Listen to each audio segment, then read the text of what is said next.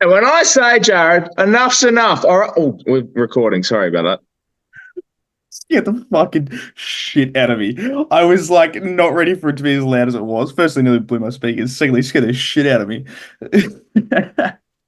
I didn't realize we were recording, so we had to finish our argument. Now our argument. I'm sure it's going to come up later, but our argument is very funny. Yeah, look, it's definitely nearly wet my pants. I know a piece of content this week. I know a poll that's going to go out on Twitter. We'll talk about it later. It's fine. We'll get there. We'll get there. It's yeah, we've got a short turnaround between the King's birthday and Thursday night football. So Fucking bloody hell. it's just Football. too much content. I remember Not in enough time. 2020 when there was like a game every day for like 13 days, whatever it was. There was like a game every day. And I was like, this is the best thing in the world. I was like, footy every day of the week. And now I'm like, fuck this. Like, give me a rest. I need like a 4 day buffer, like a 5 day buffer to justify the rest of the week. Like, think what happened on the weekend, give my opinions for the week, and then get the new thing. Not be like a 2 day turnaround. There's enough footy again. Oh. Kind of at the time of the year, I'm sick of it. Yeah, I was literally thinking about this yesterday. We're about to enter that period of the footy season where it starts getting real boring. Like there is about a 4 week period from about rounds 12 through to 16, 17. Like this little gap gets real shit up until like finals. Like teams start getting like knocked out of finals contention. God, footy gets pretty shit the next 5 weeks. Do you know what that is? Mm. That's buys. Yeah, it's fatigue and it's buys and it's just teams that shouldn't be around. Like it's the period of Geelong games, I like to call it, where it's the early Saturday games where Geelong play it in Geelong and beat every team by 12 goals, and you forget about it that night. Like those games. Yeah, like Freo every week at the 4:10 time slot. Thank you, no matter what time slot they play. Speaking of, like, we both had wins this week, which was good. I we won for sure. Did it look good? Absolutely not. No, And Port were there. well, we had the win was the fact I didn't have to deal with a result this week. I was going to say, did the Sandford team play this week? I know last week we touched on the Sandford side. I don't know if the Sandford team played this week. No, we had the bye too. Oh, nice. Yeah, Nice. yeah. No, the win for me was the bye, and then obviously Richmond beating Adelaide. That was something. That was certainly something. It's almost like Jared that a certain something smashed their finals hopes.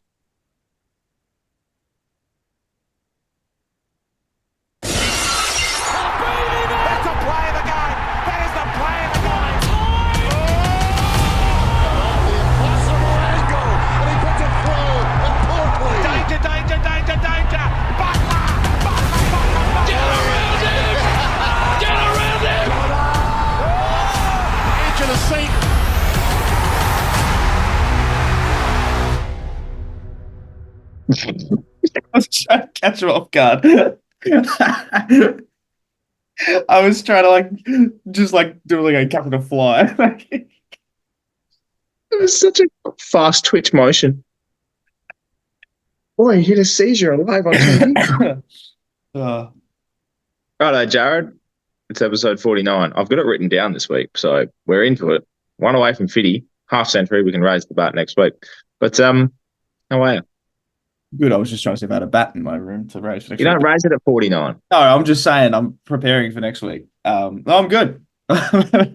I'm fine. I have a headache today, which is the usual, I feel like, for me at this point. But other than that, we're good. Saints had a win. Didn't play footy, so I'm not that sore. And life is good. Life is good. That's good. I'm glad. I'm glad you're not sore. You know, Yeah. that can't be for all of us, so that's all good. Would you like to explain to the listeners and the viewers what is currently ailing your body?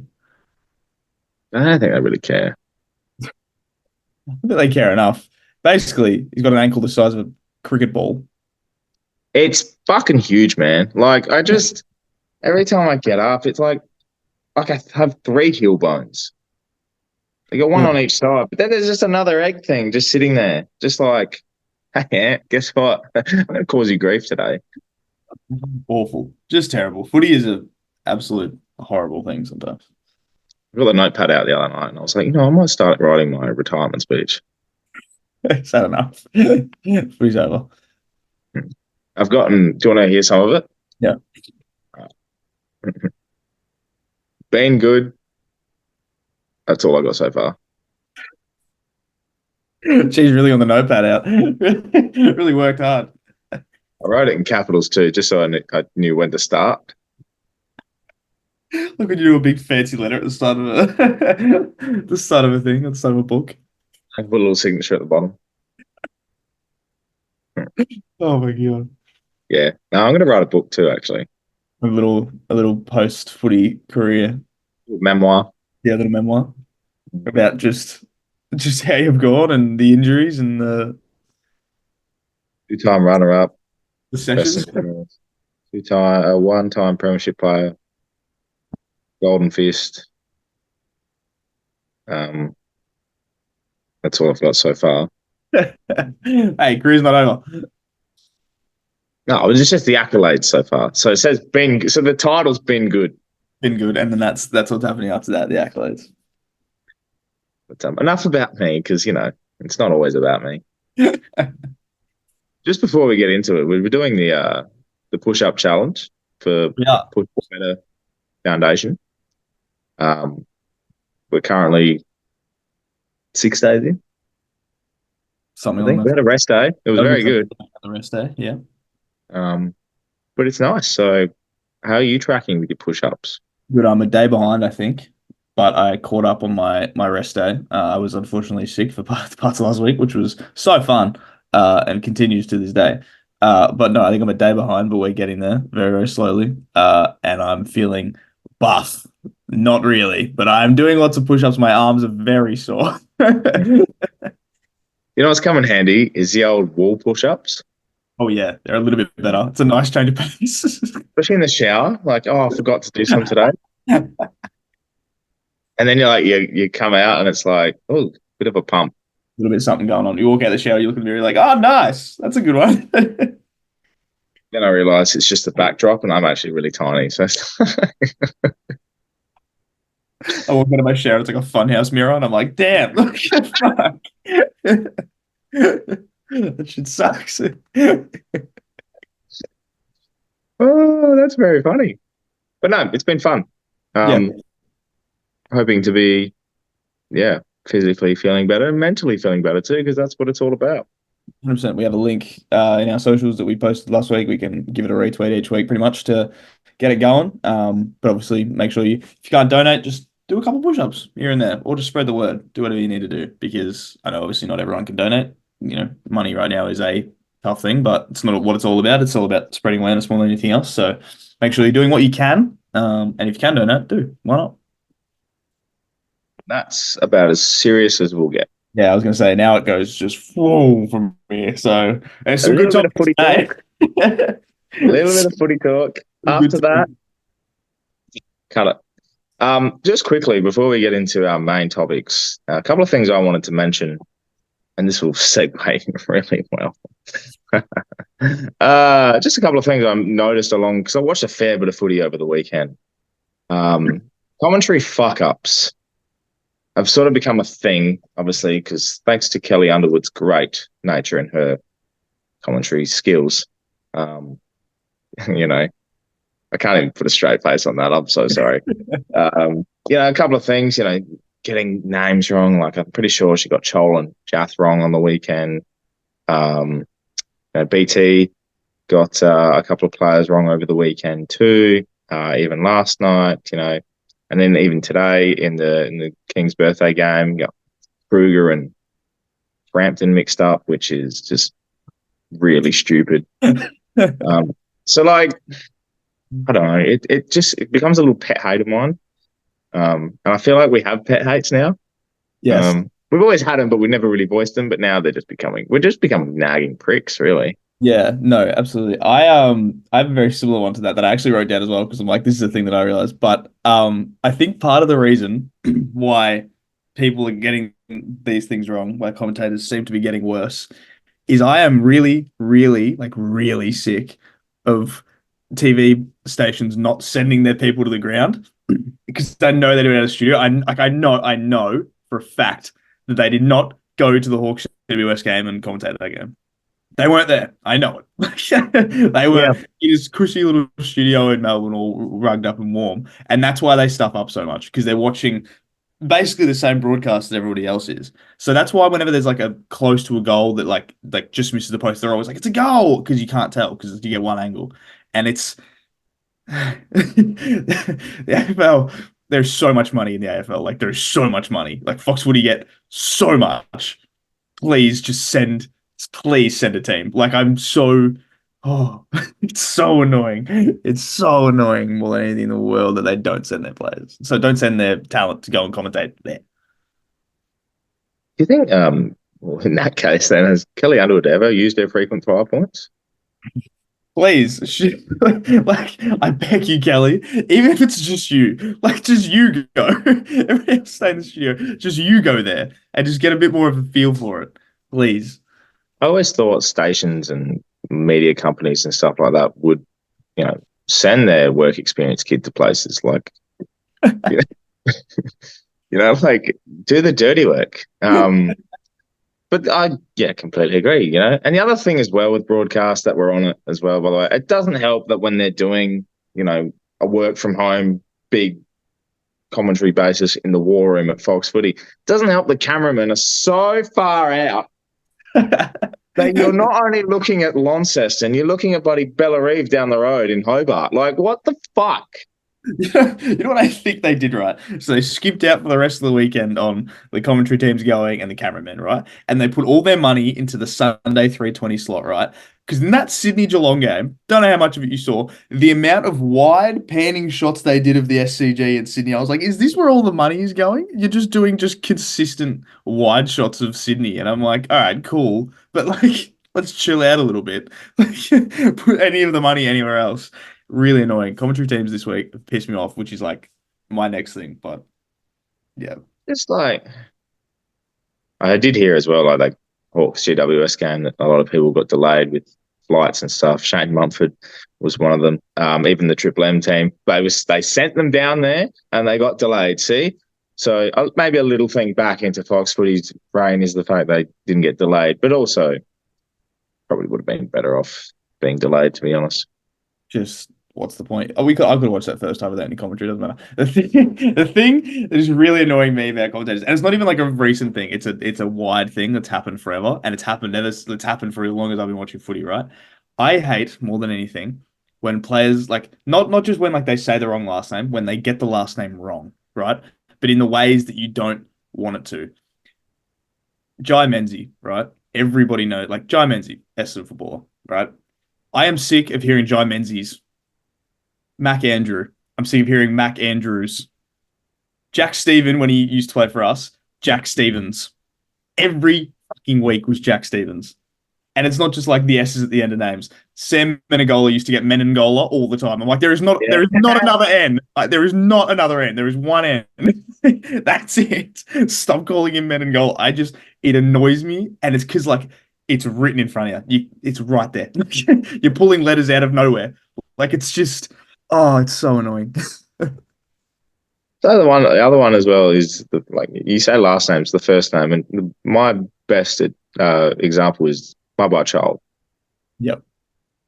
And people start. I'm now correct me if I'm wrong. It's not Mubby or it's Um, Mubba. I could be wrong. I thought it was maybe off, but maybe it's either way you get Maybe both. I've got it wrong then. Either way you get both on commentary, no matter what. But like you don't. You're paid to do the gig. We're not paid to do the gig. Should learn. Yeah. Just anyway. That's the thing that like really gets me. It's got to me like fully last night. It got to me a little bit in the other weeks because Mac Andrews got it a lot. Like they did Andrews, and I'm like, it's Andrew. There is no extra S. But last Yeah. night during Essendon Carlton, when they kept doing Jai Menzies, I was ready to fucking throw my laptop. I was like, just fuck off. Like just stop doing that. It's so annoying. Oh man. Yeah. We're really grumpy at the moment. Yeah, grumpy boys. Speaking of grumpy, right? I'm going to take it up a notch. Uh-huh. Um, yeah, there's a little group of people in the AFL at the moment, I'm just gonna sit back and and just and just they watch this. and they dress in the same color.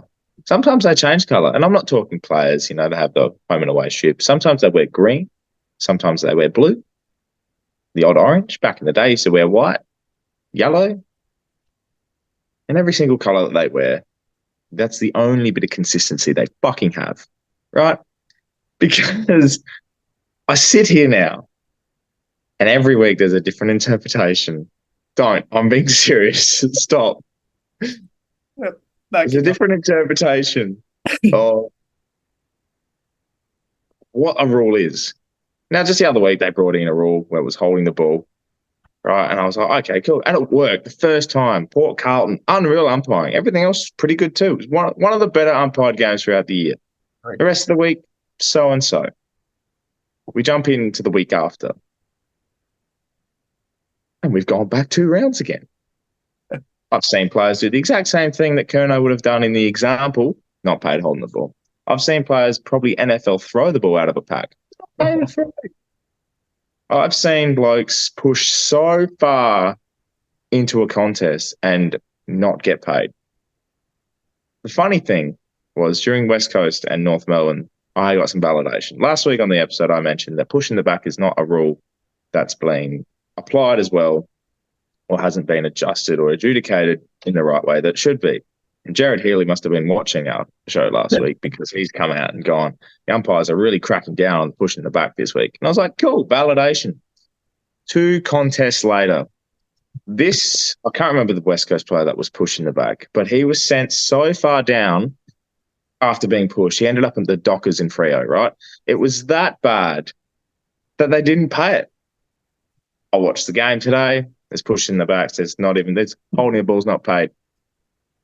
When I look up consistency in the dictionary, Jared, it says the same thing occurs over and over at a level that should be kept the same, right? The umpires at the moment are bipolar. They have no idea what they're doing.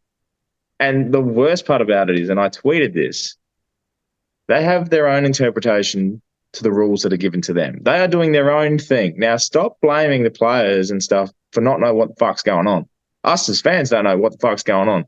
The umpires now, they're the evil little fuckers because they come out and go, oh, that's probably holding the ball. I'm going to pay it because I don't like the little fucker that's got the ball. Or I'm coming out because I've got the whistle, which means I'm big dick energies. Now, next time you think about a free kick that you're going to pay, I want you to put this whistle, right? And I want to stick it so far up your arms. The next time that you blow it, it'll be blowing out from your insides. Now, you can laugh all you want. I'm sick of it. I've had enough. I've had enough of these umpires thinking they can do as they please. All right? It's just a lot of bullshit. And the fans are like, oh, you're favouring one team or the other. No. They're ruining the game. Put it away. I don't want to see a game again that has over 15 free kicks per team. Fuck Feel you. good. Feel good. Yeah. I blanked out for a second. But I'm back. Yeah. Aside from shoving whistles up asses, I could probably echo your statement. they'll echo when they get the whistles up there as well. But no, I completely agree. I thought Port versus Carlton last week was one of the better umpire games I've seen in a really long time. And then I tweeted this week that this was possibly the worst umpire round of football I've ever seen in my life. Dreadful. Just you're right in terms of you cannot expect the players to just get these interpretations within 2 weeks when the umpires are just like deciding like on the day how they want to pay it. Like it's so rough and like there's just like I said it last week, they are now making rule changes to fit the interpretations that they have changed to fix other rules. Like it's like you need to strip it all back and go, right, we're going back to square fucking one. Again, on the weekend, this is last night as well. I mentioned this last week in terms of the kicking in danger rule, right? One of my fucking biggest things because they don't pay it at all. Last night, Jake Stringer got his fucking fingers nearly fucking booted to Marvel. And they like cut to him on the bench getting his fingers taped together. And I'm like, not even a mention on the broadcast. Like, at least let the commentary team, when the commentary team see that, let the commentary team be like, oh, I didn't get paid didn't get paid a kicky in danger kind of thing. Because that's a dangerous thing. He got his fingers like nearly clean off. And it's like, just they're now worried about all these wrong things when they should be worried about the actual things that are dangerous. And it's so bad. It's so bad. I did see that one, and I thought for a second Randy Orton's punt came back into the fold because I'm just. I know we harp on about every week, and it's such a focus. And now because it's such a focus, everyone's on it, and it's so hot on it. And it's not personal with the umpires, maybe a little bit, but it's fine to have your own interpretation. That's how you become an umpire that's separated from the rest. I don't know why. You're not there to become a star of the show. You're the bloke that's dressed in a different color to the rest of the teams out there. And again, I'll reiterate the fact that if you want to make this game good and productive, the AFL has to step in. And look, I watched the AFL 360 the other week, and like the coaches come and go, we got no idea what holding the ball is. Oh. We've got no idea. And look, Dimmer comes out in the press conference and goes, I got no idea what these interpretations are. What if we're going to sit there in the stands, have a few beers, and think what the hell's going on? Yeah, I don't know. It's just yeah, it's like they're now rewarding the wrong things for football. Like they're rewarding being second to the ball now because now players don't want to get to the ball first in worries that they're going to pick it up, get tackled, and immediately get ping-ponged the ball. Same with if you don't pay kicking in dangers anymore and you don't pay and you keep paying that stupid fucking sliding rule, is that you're rewarding the person that gets there second. And it's like, that's just, people are just not going to go for the ball anymore. Tackle count's going to go up. Cool. Great. You wanted more fucking, I did the thing again. But like, tackle counts to go up, but it's the last thing that AFL wants. They want less stoppages. You're just encouraging more stop-start play. It's bad. So like, I had this idea this week to go through the three main ones that were on Saturday and discuss whether or not we think they were right or wrong decisions because they were all very contentious. The first one is James Sicily getting hit late by Tom Green. Don't know if you saw it. I am actually on the side of the umpires with this one. I think it was a downfield free kick, personally speaking. But who up to you? I think if it's within, like, this is the other thing about downfield free kicks, right? It's basically a 50-meter penalty. Now, we brought in a rule, I think, in the last couple of years where, like, if a player's being held or is obstructed from getting the footy, it's a free kick to the team and 50-meter penalty from where the ball is. I think in that instance, I would much rather, in terms of the game scenario as well, just where the ball was at the current time or within the field of play, it should be a free kick there. I have no issues with it being a downfield. I just think it'd be preferable in a game stance to just eradicate that sort of decision making because you don't want a game decided because of a stupid look at the St Kilda Gold Coast game. And I'm sure that's one of the free kicks you're going to mention, but like you don't want a game decided by the fact that your team or a single player has gone to attack an opponent but was a little late on timing. Like we don't want to. I don't want that rewarded because of a bloke trying to win a game of football. He's not going there to be like, oh, I'm going to knock the shit out of Sicily. No, that's the number one thing. I think the bringing in obviously slow-mo and cameras and stuff like that makes these players look a lot worse because they have a lot less time to react. I still think it was a downfield free kick purely just because of the fact like it was a bit late kind of thing. But the slow-mo does make it a lot worse in every single situation. Like no matter what, it always looks a bit later. The contact always looks a bit harsher because like if it's in slow-mo, that's just the way that the game has gone. But like I was okay with it, I think. The next one that I wasn't okay with at all is the Elliot Yeo holding the ball free kick that then sets up the Jai Simkin winner. This is what I'm talking about in terms of this is not rewarding people getting to the ball, right? He lays a very strong tackle on Wardlaw. The ball spills out. He goes, cool, ball's there, picks it up, gets tackled, gets pinged holding the ball. This is what I'm talking about with consistency. See now they're bringing in an interpretation, right? And then they're like, oh, well, guess what? We can now push it even further. So as soon as the player picks it up, starts holding the ball. Yeah. Yeah. We like I went mentioned it last week. We said last touch for when it goes out of bounds. Almost to the point now, it's going to become tackled, turnover. Mhm.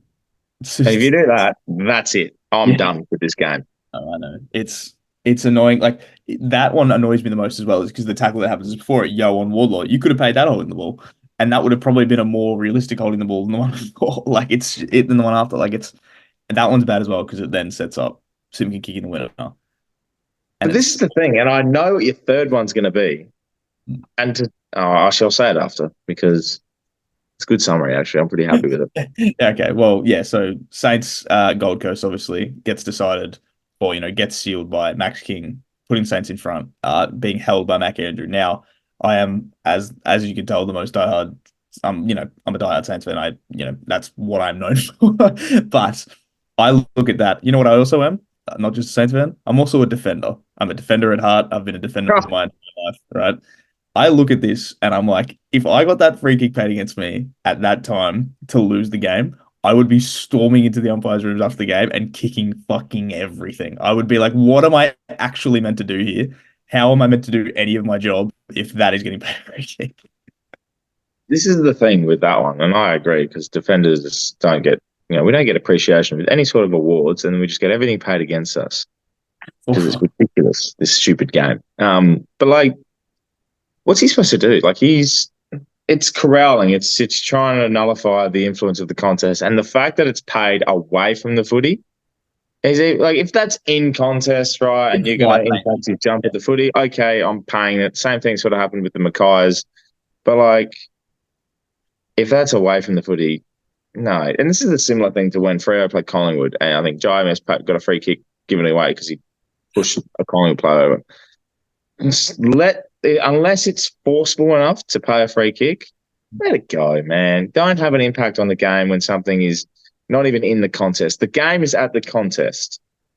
It's not where a full forward is trying to get into position, but a defender is trying to get him out of position. That one annoyed me the most because the holding happens when Max King is facing the goals, not facing the ball, he's facing the goals.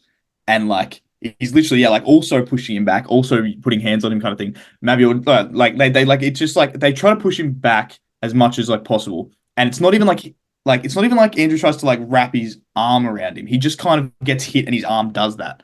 And it's like, how do you justify that? If King had turned around and then Andrew put his arm out and then pulled him back, then you go, okay, that's a free kick because he's trying to lead and you're impeding him. But he wasn't trying to lead; he was trying to run back. Like it's a bad free kick and like great for me, very funny.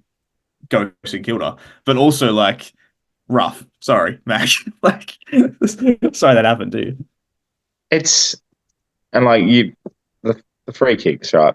You go the one against Sicily, you go the one against Yo, and you go the one against Max King. What happened in all three? They all made the result happen. Golden winners, yeah. Which is winners, or the West Coast one was like a sealer, basically. Yeah. Yeah, like you just don't want umpires having an influence on it. Unless it's blatantly there, don't have an influence on a game that's running close and a team is trying to win a game of football. It's just like at the end of the day, if this is what's going to occur, and the thing is, we'll get to finals as well, and the umpires be like, yeah, the whistle can come out and go away. Compared to round 14, where we're going to end up paying everything. The fact of the matter is, it's two problems. It's one of the interpretation of the umpire of what he thinks the rule is, and it's what the actual AFL rule is. And there's no correlation between the two. You can make interpretations of whatever rule you like, pushing the back, holding the ball, slide tackle, whatever, throw. It doesn't matter. At the end of the day, if you don't have P1 and P2 coming together and actually acknowledging what this is, it's never going to fix it. It's just going to make it worse. And the game's in the worst shape it's ever been. The fans hate it. The fans keep turning up because they love their team. You won't tell me one AFL fan will go up to, unless you're Sydney because you're winning everything at the moment. But you can't tell me an AFL fan attends a game of footy and goes, you know what, football is the best it's ever been. I'm loving this. I say it's the best it's ever been in terms of like the skill level, obviously, because that's just a natural progression of how sports leagues work. More talented players, more athletic, gifted players. Like in terms of in terms of pure athletics, the league always gets better. Like the top players are always better than like just continuously going. That's just how league evolution works. But in terms of the actual state of the game, it's no good. Like it peaked like you think about like mid 2000s football, like you think like West Coast and Sydney like dominating like those games. The two West Coast and Sydney grand finals are known as some of the best games of football of all time. And you watch them and you're like, God, they're fucking good because they know more. Like obviously everyone complains about the umpires all the time. That's forever going to be a thing. But back then you had less complaint about it, and it was more just die hard. You were cheering for your team, you're just hoping like it's not a free kick kind of thing. Whereas now people have legitimate reasons to the point where the AFL has to come out and apologize for how bad the umpiring is sometimes. Awful. Football sucks. Yeah. I mean, skill wise, I'd argue that as well because, you know, Oh, the bottom talent in the AFL is bad. I'll admit that. Like the bottom like 20% of players are not good. I mean, have you seen the goal kicking as well? Oh, that's one thing that really shits me. Like, yeah. I mean, Melbourne, I swear, just train without goalposts. I think So Essendon do the same thing. Essendon and West Coast also. West Coast were 2 goals 15 at one point, I'm pretty sure, which is just hilarious when you think about it. And then they kick 6-2. I know it's very funny, but like at the how you can be a professional football team representing the national stage, you know, your club that's in the AFL, the premier comp of the country, Yeah. and you're kicking 2 goals 15, or Melbourne today kick 5 goals 47 or whatever they did. Like it's just yeah, and then you have games like St Kilda Gold Coast, which are diabolical to watch. Look, Uh, skill-wise wasn't that bad. It's just Ross Lyon has the worst game plan of all time and murders every game of football he ever touches. He's like Medusa, right? Every football game he watches just turns to fucking shit.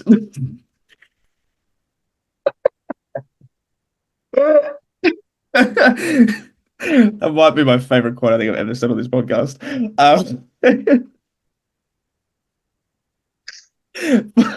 oh, fuck, that's funny. But yeah, I agree in terms of there's some real shit football going on right now. I appreciate good footballers when they come. I appreciate the likes of, Marcus Montepelli. Every time I watch him, I'm like, God, you're just a fucking specimen of football. But like there's some bad football. Um, just before we get into the next thing, just a little fun little thing I saw today, and like watching the King's birthday game, it was diabolical. I hated every bit of it. But listen to this from Collingwood's goal kicking list, and it's one of the more obscure lists Oh ever. yeah, Right? I'm excited. I'm going to rattle them off. So first up, we have Nathan Kruger with 3 goals. Don't think he's ever kicked. Next, we have Harvey Harrison with 3 goals.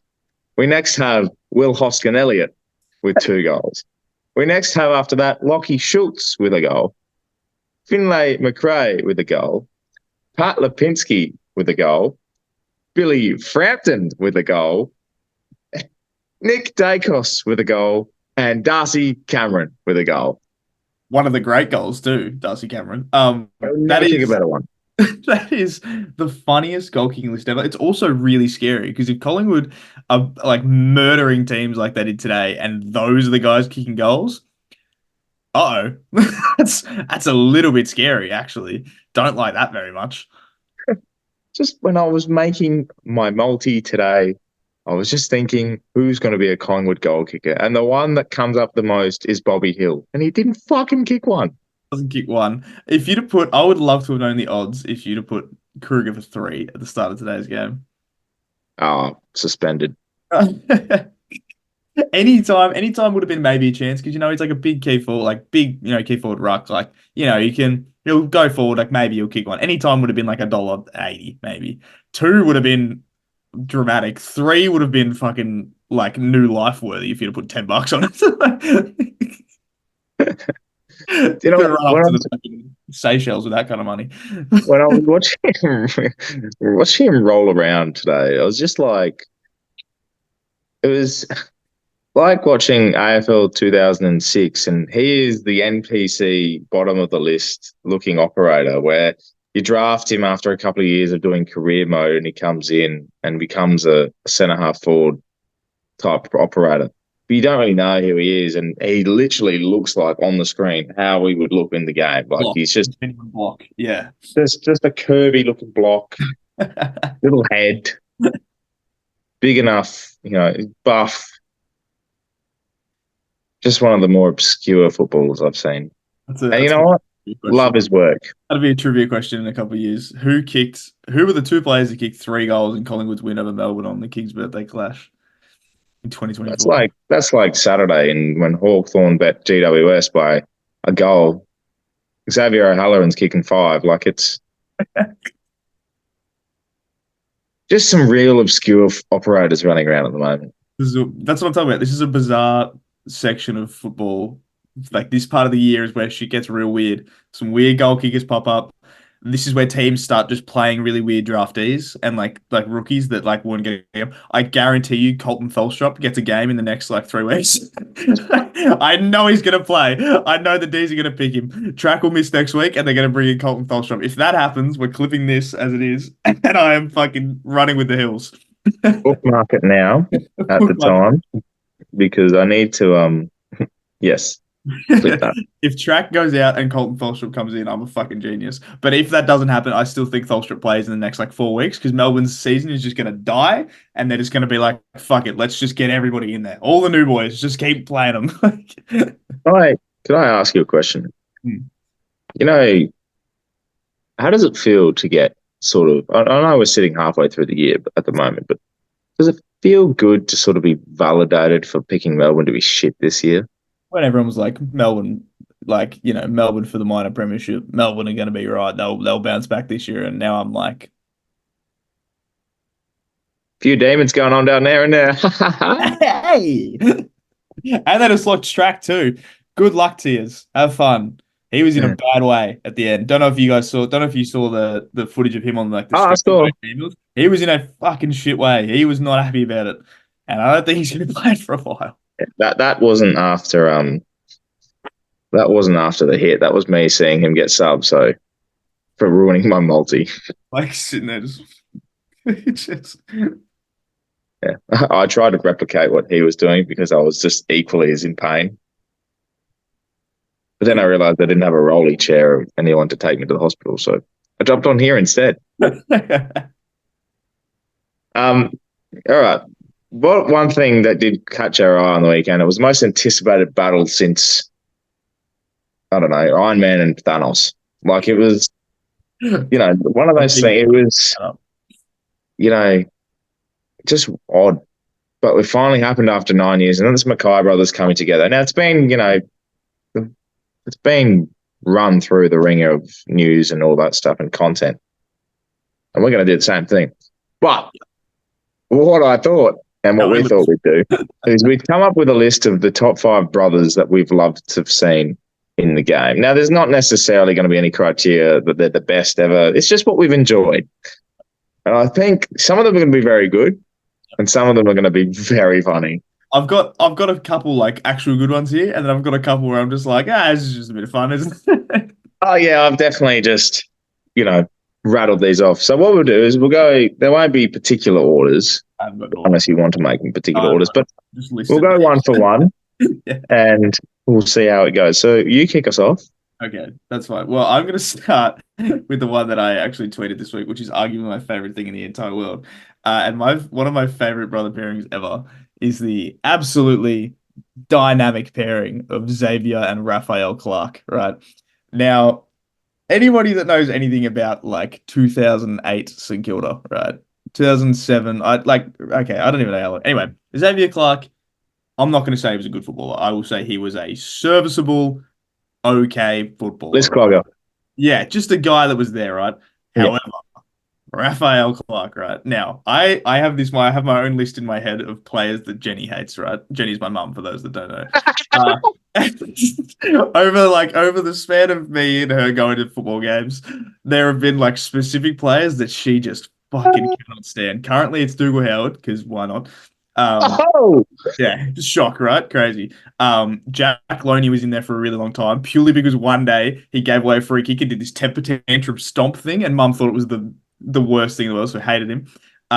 Sam Gilbert, who I just saw is actually back in the VFL, so good on him. And Raphael Clark, right? It was what a not like, list. gee, he's the first one that is in my mind that I can go back to and be like, Jenny fucking hated that guy, and it was bad. It was a bad football, right? But it's locked into my brain, these Clark brothers, and it's purely because of how bad Raph was. It's so funny. Yeah, I remember those. They're real, like, obscure, I think we were you good know. at the time too, so I don't know what they were doing in our list. Anyway, just really funny. Um, I've got and this is not obviously not in order, but I've got the Corns boys, Chad and Kane. Classic. Just to kick it off, I thought I'd start off with something good because the Port fans will be watching. Um, Obviously, Chad was a cult hero, one of the best dual position players to ever play the game, I think. And then Kane was one of the best taggers in the game at his time. Obviously, become one of the more, how would I put it, polarizing figures in the media at the moment. But both won a premiership. Both were very good that day. And I've got nothing bad to say about them. They were just very fun to watch. Like Chad in showdowns, unreal. Kane was just 300 game legend. And they're both Port Adelaide royalty, even though one of them works for the club and one of them uses his mouth to make money and promote the club. Yeah, not bad. Pretty So good. Well, yeah, they would have sort of made my list. I have a feeling them, and then there's another Port Adelaide brother pairing that I feel like you'll touch on. So I'm going to leave them off my list to let you talk about those guys. But in a similar vein to the Corns brothers, I have the Scott brothers in mind. So I have Chris and Brad Scott, oh not just for what they did on the field. Firstly, they were just the classic little shits. You put them out in the field and you go and fucking annoy some people, and they just run out there and just start annoying people. Like yeah, there's a classic case of them pretty much bullying Nick Rewalt that time when he'd just come back from shoulder surgery. Like they went out there and said, "I'm gonna fuck with you," and just like punched him. Shit bloke thing to do, right? Like terrible thing to do. Didn't like him for it, but smart. And like they're the classic brothers where you would love to have them on your team and fucking hate to play against them. Like that is the yeah. classic case. And then not even just like obviously on the field, but then off the field, Chris Scott has become one of the great coaches of all time. We know what he's done. Brad Scott was at North, obviously he's at Essendon now doing a pretty good job. I just think in terms of AFL as a whole, both players and coaches, the Scott brothers are very iconic and they're just fun. They're just some fun guys sometimes. I'm gonna second that because they're also on my list. Yeah. So um, I'm not gonna say too much more on that other than seeing them growing up, like they were polarizing figures on the field, hard nuts, and seeing them lose in '04 was even better. So like, I'll second that because I think now they turn into key pillars of the coaching stalwarts in our game. So I'm with you on that one. Yep, absolutely. So now back to you. Perfect. How about that? I'm going to go now with ones that I actually think are very good. And obviously, I think by the end of their respective careers, they will have a much higher ranking on the brothers list than what they do now, even though right now it'd still be pretty high. And that's the Dacos boys. So obviously, as we Mhm. know, their dad was a superstar in his own right. What they have done, and what I also love about this pairing is that the two of them make the other one. They're not just like two good players, they make each other better on the football field, and it's like they look for each other, and it's like they have this connection where they know where the other one is at all times. Josh Dacos was a good footballer before Nick got there, but he wasn't great. As soon as Nick got there, he became one of the premier wingmen in the comp. He became like the guy, and it's because they just had this like thing, and we know what Nick Dacos is. Like we know how good he is. So I just think those two, by the end of their careers, they've got a long time ahead of them. They got a lot of football left to play. But I think by the end of their careers, Nick and Josh Dacos will be one of the best pairings of brothers. I'll probably have another flag for them. Like they are, they are very good, and I think we're witnessing it in real time, and we're not really just letting it build. But the Dacos boys, I rate that. I think that's the that's one. really good. I would have done that, except no, I wanted to go left field. I've actually got um, the reason we're doing this, and that is the Mackay's. Now, it's not anything to do with their footballing ability and anything like that. It's just really funny that they're both memes for different reasons. Like, Ben was a meme at North because he won like however many games in the time he's played. And then Harry just can't kick for shit, but then also kicks bags of goals and all that stuff. So it's just like they came together, they made a podcast together. They're now playing for two of the biggest clubs in Melbourne. They finally played each other after 9 years, after all this time. It is the most hyped up average brother battle in the history of the game. And it's magnificent. Right? They do the job for both of their sides respectably. I don't have anything bad to say about them. It's just purely the fact that they are a meme and they're twins and they finally played each other after 9 years. And I will probably put the foot down and say they will never play each other again after this. I made my thing about False Shop. Yours is that the guys never play each other ever again. I actually really like that. That's such a good one. I'm so happy. That's really good. I agree. I obviously I rate Harry. I don't really rate Ben. I think it's really funny that Harry's first goal came from a very obvious holding the man. Like we were before saying had defenders get a rough go of it. That was the most holding the man free kick ever. Like Ben, I don't know what you were thinking there, man. You just straight up grabbed the guy. Yeah, I got it. So good. Yeah. I thoroughly enjoyed it. But what have you got next? That's good. My fourth one here. Is again two current playing brothers. Not even like just for what they've done in the AFL, but I just think it's really funny, right? Like a set of parents, they give birth to twins, right? And they both come out as 205 centimeter fucking unit of full forwards, right? In Max and Ben King, right? I have no idea how you could possibly just be like they're just growing up and you're like, oh, these two are gonna fucking dominate for a while. Like, like I have told stories I think on here, and I just have stories of like Haileybury games back in the day when one would play at fullback or one would play in the ruck and one would play at full forward, and they'd just swap each quarter because it's just like whatever, and they'd kick like each. So it's just like we'll just fuck around, and it's really funny and like it's really good now because Ben King is I think leading the Coleman still, or Charlie might have just taken it back from him. I don't know what the case is, but it's just really funny to me that you can have two like genuine unicorns in full forward and like just it's so funny to watch because they're so tall and it's just so funny and I don't know, I just love the Kings. Obviously Max is Saints anyway, so it's just very funny to me. Unicorns. That's a description. That's very funny. I'll also go with well, not they weren't as good as Ford brothers, but I think it's still very funny. Now, we talk about brothers combining for their careers and doing. I think these two are up there, right, for the most impact on a football club and the least impact on a football club ever. And I talk of Justin and Matthew Westhoff. Now, during the 2006 to 2008 period, Justin made his debut, and then 08 and 09, Matthew came along. The funny thing was Justin was able to, and I think this is the reason why he got delisted. Justin was able to grow a beard. Matthew wasn't. All right, and that's my thing that I think why he didn't get as far. But they really complemented each other on the field. Like Justin would play and Matthew wouldn't. Which meant Justin had to do all the work, unfortunately. But Matthew still chimed in with a game or two here or there. But I just think, as a combination, we will never see a name like Westhoff in our game again. And I think to have two of them is so unique. It's so good. I'm not even gonna lie to you right now. You could have completely made up Matthew Westhoff right now because I don't actually know if he exists. Like you could be lying to me right now, and I would have no idea.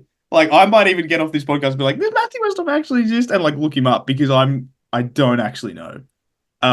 That proves I think the point we're trying to make here is that the Westhoff brothers are something which is fucking hilarious. I have a similar vibe for my number one. Oh, do you? I'm just going to get Matthew Westhoff's stats up here for you. Yeah, please do. Because you could be lying to me and I would have just been like, sure. Yeah, okay. So he played 6 games in his AFL career. Huge. Yeah, He nice. went at a 50% record too, which is unbelievable. I might have to check that over Pretty Justin good for because he Port at that time. Not bad for Port at the oh eight oh nine three. He played 6 games, 3 in each year. He kicked 5 goals in his time. Um, time, right? he definitely averaged a lot more kicks at home than he did away. So he's definitely more of a home boy. I would, Um, his wins didn't come against Collingwood, lost them both. He's undefeated against Freo and Melbourne and North Melbourne and lost to the Dogs. nice. Attaboy, Matthew. Best game was against Melbourne. Kicked 2 goals too. Yes. Attaboy. I strongly think these are just stats recorded for Justin.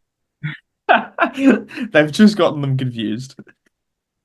How's this for obscure, right? He played 3 games at Football Park, which was Amy Stadium, 2 games at the MCG, and 1 at Marara. Oh, I was gonna say I would not have been able to pick that in the next 10 stadiums that I could have guessed. I was going TIO Stadium before I was going Marara. You should get him on. It's the next pairs on a podcast. It's Matthew. Forget Pez on a pod, man. He's coming on the glass table. Him and Tom Sinkin. Still waiting for a reply. Oh, mate. My number one, we we briefly spoke about them before, not on the podcast before we were recording. Because I just think the poetic way that this family has happened is arguably the funniest thing that could have possibly happened, right? So you have an absolute superstar AFL player, like one of the best of all time. Okay, he has 2 sons, right? His first son he names after himself, the heir to the throne, they say, and he proves it. It becomes an almighty everything. Like he is as happy, like the daddy's happy as anything to go and watch him play football. He is the greatest. He is arguably the greatest player of the modern era, arguably the greatest player of all time, right? The other son he names Nathan. And poor old Nathan just, just gets left to the wayside a little bit, right? His brother Gary makes the biggest move anyone has ever seen at the time to the Gold Coast Suns, the freshly expanded Gold Coast Suns. Would you know that Nathan went with him? Nah, but he did. I completely forgot he went with him. That's what I'm saying, right? It's the funniest story ever because it's like Gary Senior knew. It was like he's the one, and the other one is just not that. I fucking love it. It's my favorite thing ever. I wonder what Nathan Ablett is doing right now. Oh man. Very funny. Oh, that's very good. Holy moly. What about that? Did we ever figure out if Luke was related? I think so. I think so. I think he's Wasn't related. he a cousin or something? I don't know. Probably. It's just really funny though, and I just Nathan. It runs in the family though, doesn't it? yeah, Having these great players, the great brothers, and then there's just one other one that Gary. sits there. It's Gary, just, yeah. you know, Gary and Jeff. He is related, Luke Ablett. He was his cousin. There you go. The premiership wingman at the Hawks, Jeff Ablett. Yeah, well, Luke Ablett was also a premiership player at the Swans, so Somehow, no matter who you are as an Ablett, you win premierships, don't you? yeah. What's your number one, or what's your last? I did save a pretty good one, I think, Yeah, for the last. And they honestly, I think, are more the underrated. I think because one of them went to the Victorian air as such, I think they got pumped up a little bit more. But my number one, I'll say it straight away, Peter and Sean Burgoyne, the brothers at Port Adelaide, the Burgers at Port, and watching them grow up. And to me, along with Gary Ablett, Sean Burgoyne is one of my favourite players to ever play the game. To watch, just sit there and watch him hit a target 20-25 on a 45-degree angle couldn't believe what I was watching. Silk could play anywhere. I think Peter's career is underrated because it came, but they played pretty similar times. But like Peter was one of the premier midfielders of the comp back in 03, 4, 5. Was a good forward too. Would kick bags of goals for fun as well. And like I just think that the day that Sean left and then Peter retired, um, that was a sad day because those two were such recognizable Port Adelaide people that they were just a joy to watch. And like I sit here now, I watch highlights and like Peter with his dreadlock hair, and then Sean would wear his socks rolled up, and it's just like they were sick footballers. Like some of my favourite moments ever come from Burgoyne's. 100%. Like we look at Sean's stuff, even at Hawthorn, like that prelim, I think it was a prelim or a semi-final against the Cats, and they did the number. Like and then Peter kicked a goal after the siren to beat Carlton back in the early 2000s. Like they were just, they good footballers, man. They are underrated in the AFL scene under this brother category. Oh yeah, well I was saying before, I obviously left them for you, but I had them in my 5, and I was like, I'll let him take the 2 Port ones because I know that you'd have both of them in there in terms of. Imagine I didn't, and we just left them out. Yeah, we just left the Burgoynes. We would have got some hate. But yeah, the Burgoynes are incredible, and like obviously, Sean, like we said, like in terms of coming from the Victorian side of things, like obviously Sean Burgoyne got a lot of love when he moved over here because of like how good he was, and then what then came with that was like people were like, oh, how good is Sean Burgoyne? And they're like, yeah, he's been doing this for a really long time with his brother too. Like it's not just him doing this, like he's been doing it for a while and like very good, and it kind of then helped his career in the long term because he then moved here. People are like, oh shit, he's really good. They're like, yeah, and he's always been good. Like that's the whole thing. He's always been very, very good. So yeah, the Burgoynes absolutely 100%. You had a great relationship with Brendan Lade. We were just thank you. Beautiful. Thank you. Thank you. Kind of like that time Paddy Ryder hit it to Robbie Gay against. It's like I fucking knew you were gonna do it. Yeah, I literally was like, he's gonna do it to me. I know he's gonna do it, and then you did. So yeah, cool. Love it.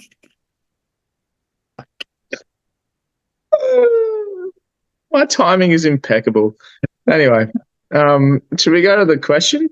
Because it is linked up with brothers. Yeah. I was talking about the other question that I had. No, because we had 2 questions this week, and I was looking at the other one, and I was like, how the fuck is this brother related? But yes, absolutely it is. You got me.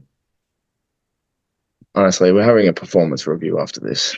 It's been a long episode, all right? My brain is frying. But yes. That's the excuse you're giving your boss. In our question, it was obviously one of the best brothers you've ever seen play in the AFL. No, I'm talking about the Rising Star one. Yeah. 2 of the responses we got were the Burgoynes, which we obviously said. And then one here as well that we didn't get a mention is Phil and Jimmy Cracker. And that is a very, very fair enough pick. The Cracker family, as we know it, has been very, very famous. It's one of the famous last names of AFL. Like the Cracker family is one of, like that. You think of the Wanganines, you think of the Picketts, like you think of these last names that are very, very famous in the AFL, and the Crackers, mainly Phil and Jimmy, are the reason behind that. There's also another famous name, Harvey. Yeah. You know Yeah. 441 games and 531 goals between the famous Harvey brothers of the North Melbourne football. You just wouldn't read about it. Now, people will be listening to this and will be like, what do you mean the Harvey brothers? Because literally, I reckon it's very slimly known that there is another Harvey that played for North Melbourne and Essendon, I think. Yeah, it's like Matthew Westhoff. Yeah. His name is Shane Harvey, and he did nothing. Absolutely nothing at all. It's one of those things where you get drafted because of your name. Yeah. It's just, did you know his brother came along? Nathan that's one of those things.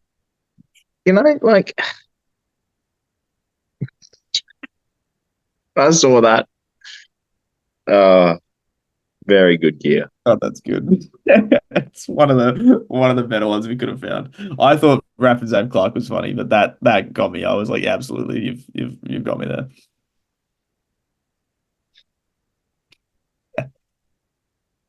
It's so funny, but at the same time, it's like just really good trivia.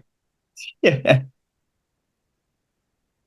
Um, but yeah, no, we had a few good responses, and that's why it linked together between the question and the brother Yeah, thing. That's I why get we it. did it. I was just looking at the other one and I was like, how on earth is this connected to the brothers? And then I was like looking at the responses and I was like, are you trying to refer to the three Port Adelaide players that are put down there as like brothers? And I was like, that doesn't, my brain was not hurt. Yeah, we got it. Did you want to mention the other question now? That's where Yeah. we're here. Yeah, okay. So the other one that I was worrying about was the Rising Star Award because obviously Harley Reid is ineligible, Sam Darcy is ineligible, which means Darcy Wilson is probably just going to sneak his way into the Rising Star win, right? I don't know. I was recalling the time. It actually worked out really well in that the Dogs and Lions are playing, obviously, and Bont lost by a vote to Lewis Taylor back in 2014, right? And I just think that's so funny because this, if anything, proves that the Rising Star Award can mean sweet jack shit, right? And that is part of what the argument that we had prior to this this recording was, is that we were talking about our Rising Star winners. Saints had two, Port also had two, and one of them is the famous. I think you guys would know him from that video, Port Adelaide versus the Bye. The thrilling matchup of no one versus Daniel Pearce. It's one of them. And one of our Rising Star winners is the guy that's famous for fainting on live TV in Justin Kaczynski. And the argument that we were having is that we can't figure out who had the better career, Justin Kaczynski and Daniel Pearce. Dead set, right? And I know in the lie think that it's Daniel Pearce. You can't sit here and tell me that a bloke that went through three different numbers on the back of his Guernsey, most famous for wearing number 6, wore the number 41 for 7 games and wore 3 years worth of the number 16 before Warren Treadray physically kicked it off of him. You just can't sit here and say a bloke that had a winning percentage of 46% in his career won the 2006 Rising Star Award is is is better than some Justin, whatever his name is. You're trying to tell me, right, that Justin Kaczynski, right, 247 goals out of 200 games flat, by the way, really impressive to nail it right on 200 games. Just hit your 200 and go, see you later, boys, I'm out of here, right? Had one more Brownlow vote than Daniel Pearce, right? Won 2 preseason premierships, one of which I am rocking currently, the 2004 Wizard Cup. Okay. 2 preseason premierships, was in 2 finals. In his last year, he could not get a game in St Kilda, even when we were really bad. 2013, we were, I think, Spooners or close to, and he only played 5 games somehow in that St Kilda team. I think Cam Shenton was kicking him out of the way, but regardless, he played exactly 200 games, won the Rising Star, and fainted on live TV. You're telling me that Justin Kaczynski won a spoon? Daniel Pearce probably did, I say. Never won one at Port. Ah, boo. Well, Port Adelaide have never won a wooden spoon. oh yeah, because you guys were like dreadful, but like Gold Coast were a thing. Yeah, I forgot. Oh, fucking, that's some bullshit. If you were bad in like 2012, it's like that counts. No, it really doesn't, to be honest. How many games at the Adelaide Oval did Justin Kaczynski play? Oh, I don't know. None. That's correct. I'll back you in. I can't bother looking it up, so I'll back you in. But yeah.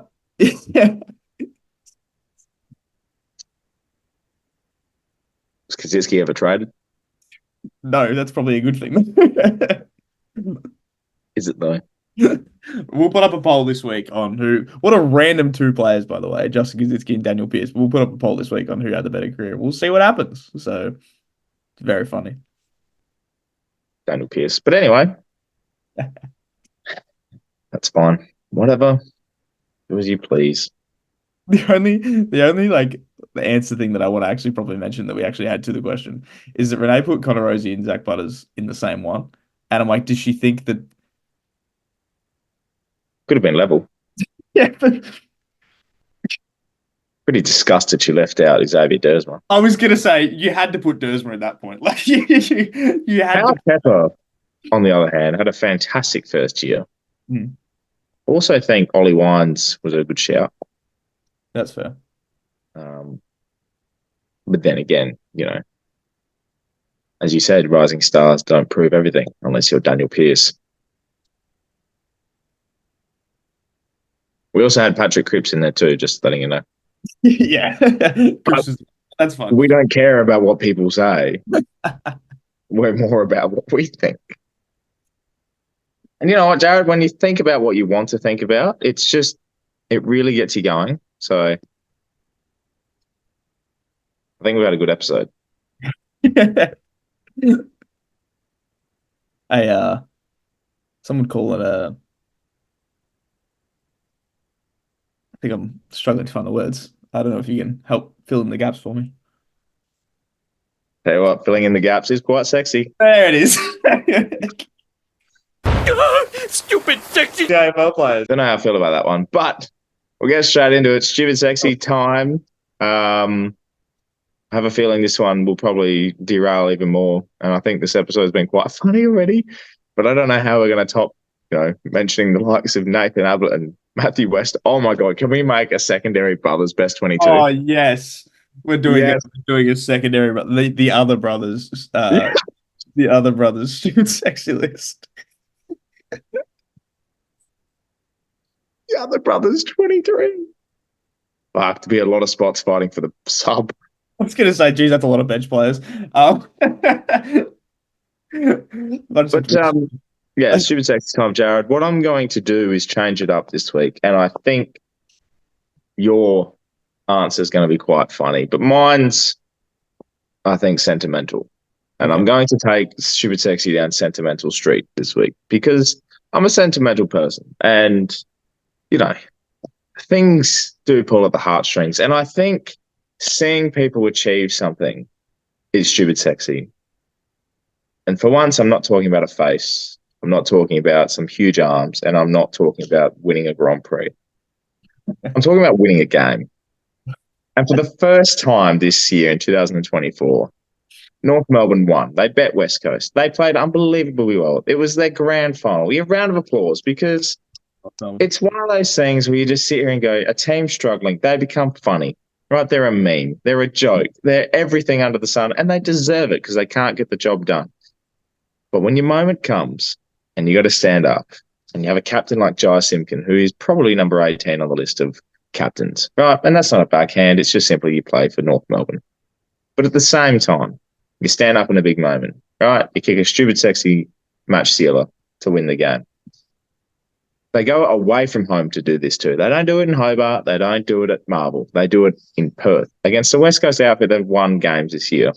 So for them to do that, and the fallout from it all was I got to sit here on social media afterwards, scrolling through, and I go onto their socials, North, because I wanted to see what the reaction was. One of the rare times I've been on there, by the way. But I see this kid, and it just reminded me of like 2011 me watching Port, watching the likes of Daniel Pearce and Matthew Westhoff run about. But I'm sitting there at the Adelaide Oval and I'm bawling my eyes out because we just beaten Melbourne. It's our third win of the year. We avoid the spoon, and it's just one of the best wins ever. First ever game of the Adelaide Oval. Unreal. Crying my eyes out. I hugged some random bloke I didn't even know. Like, it's just surreal feeling. So to see this kid on social media, he's bawling his eyes out, hugging his dad, it's just like one of the best things to witness. They've won one game for the year. They've won 6 games in 3 years. It's a team that needs to be, embarrassing. But for them to do that and get a win and not become a team to not win a game in 2024 ever, fucking bravo, North. Bravo. Absolutely beautiful. I also saw that video. Absolutely sensational stuff. Because I know that I would have been that kid. Like if I just if we were just, I was very lucky in that when I was about that age, St Kilda were actually like a pretty good team, so I didn't have to kind of have that like that shit kind of part. But then I experienced it a bit later on. But when I was experiencing us being bad, I was just like a moody, like preteen. So everything, like I didn't cry. I was just angry all the time. And it's just like, but like seeing that, I'm like, that's really sweet. And yeah, you know what? Good on North. They deserve it. I loved Alistair Clarkson's face when the siren went. He wasn't even happy. He was just relieved. He was like, thank Mhm. fuck. He was like, oh my God. Because I remember last year they went 2-0 and it was like, come on. Yeah. Fucking, yeah, they go. And then they just lost forever. Like they just couldn't stop losing. And then they Yeah. did it again this year. And they did it. Good on them. Funnily enough, you went the team as a whole. I decided I'm going to narrow in on a specific on a specific guy, and I can't remember if we've already picked him or not. So I'm just going with it anyway. If you get a second nom, good on you, man. Uh, goes by the name of Luke Davies Uniacke, right? Now we talk about hyphen names. We talk about Mm. some of the best hyphen names in the league, right? And that, firstly, good name, strong name, Luke Davies Uniacke. Nice to say in the LDU. yeah, it's nice to say in its entirety. Very good at football, big dude, good looking. And his name backwards is a drink. UDL, even better, right? Even better, so much better. Now, Luke, again, I don't know if we've already picked you. If you have, good on you, man. Now, Luke, I don't know if you're watching this. You're not going to be, but Good pick. just lock in. Just lock in with me for a second, Luke. I'm going to stare right to the barrel of the camera, right? The only thing that would make you the tiniest bit stupid sexier is if next year you will pull on the red, white, and black.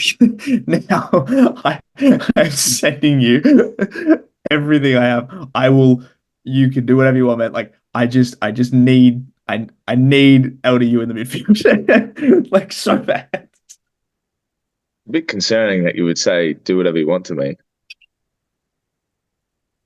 Get your mind out of the gutter. Luke, I'm talking to you. Just ignore everything else. Just lock in, right?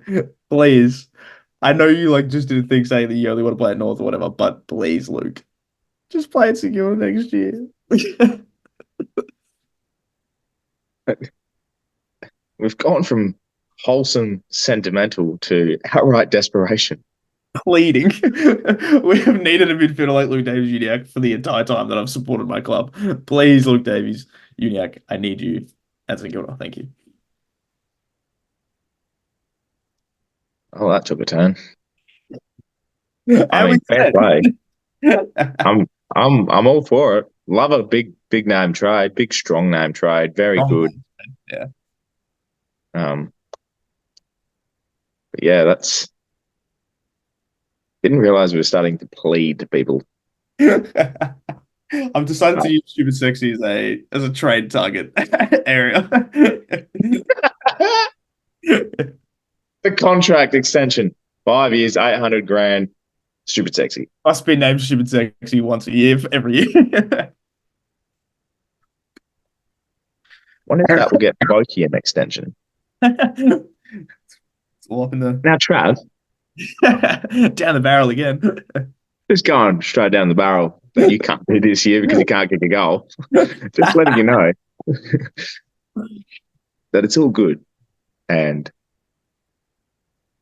so you know where to be. Yeah, we did. Ah. Uh, So that's stupid sexy. Normally we wrap up. Just before we do, I've got a couple of things I want to update on because I forgot to do it in the intro because we made it all about push-up challenge, which is still relevant. But just a tip update, you're still 5 behind, so that's still 5 beers. So 71.5 to 66.5 I've got here. And the other thing as well is I'm pretty sure you'll be saving your money on this one, but the Joel Lewis update is now up to 19. Wait, Closing yeah, in. here they go. Joel actually played all right. Not again. He took that big grab, so So they've got, 11 games to go, include the bye. So 10 games. Lewis is apparently coming back within the next couple. they need 55 goals in 10 games. 55 in 10 games. You know, that's an average of 5.5 per game. Hawks keep going the rate they are going. They're still not going to get it.